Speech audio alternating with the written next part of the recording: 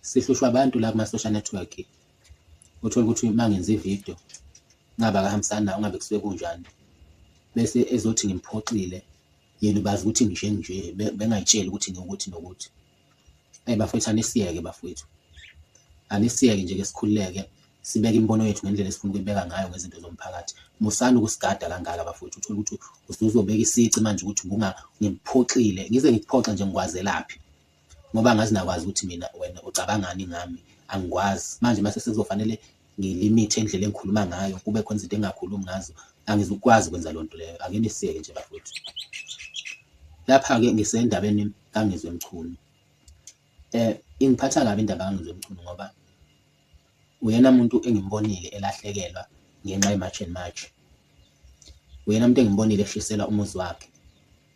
Kodwa uNgizwe Mchunu kuyo yonke into, yebo siyavuma unawo impela amaphutha, siyavuma futhi uwuntanda kubuka, kodwa yini indaba uNgizwe Mchunu konke ukuzama kwakhe kungabalwa? Yini uqhabuka kaNgizwe Mchunu buzitshe kodwa kuqanyiswa amaphutha nje kuphela? Uyazi uNgizwe Mchunu ngisho ngazama kanjani kwenza kahle, abantu abanendaba nalonto leyo. Kodwa make wenza iphutha nje uvele kubanjelelwe ngalo lelo phutha, kuyobanjelelwa. Kunani pho ukuthi uthengiwe-ke, njengoba-ke phela kugcine sekuthiwa uthengiwe kule March and March, zimthengile ikhulu. Kunani mayithengiwe ngoba phela vele noma ethengiwe kodwa-ke uqale wawusebenzela umhlaba, uqale wasebenzela isizwe. Ngibuka nakule channel lena kuthiwa yini, iBhinqa Nation laphana, la khona ehleli no-King Zoso, uhleli noLokhuzana, no-Zero.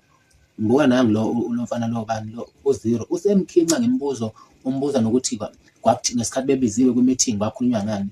Usemkhinca uNgizwe Mchunu akafuni ukuyiphendula lonto leyo, usemumila entanyeni. Nabantu bayameseka la bathi u-Zero u-right. Why bafethu kufanele nisizakale ngezici la Ngizwe Mchunu? Ubani ongenalo iphutha? Ubani-ke ongenayo iprize ongeke ethengeke? Ngoba nawe ngempela uma ungase unikwe amamiliyoni lana, ngeke uyeke amamiliyoni wayekele i-March and March, into engeke izikunike lutho.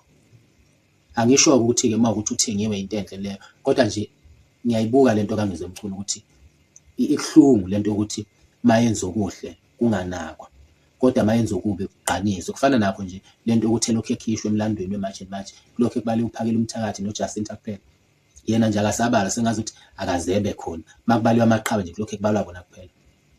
Asoke simncome nje uNgizwe Mchunu kanye uma ukhona into enhle ayenzile. Siye ukuthi njalo sihlezi sifuna amaphutha. Sonke sinawo amaphutha, sonke siyawenza amaphutha.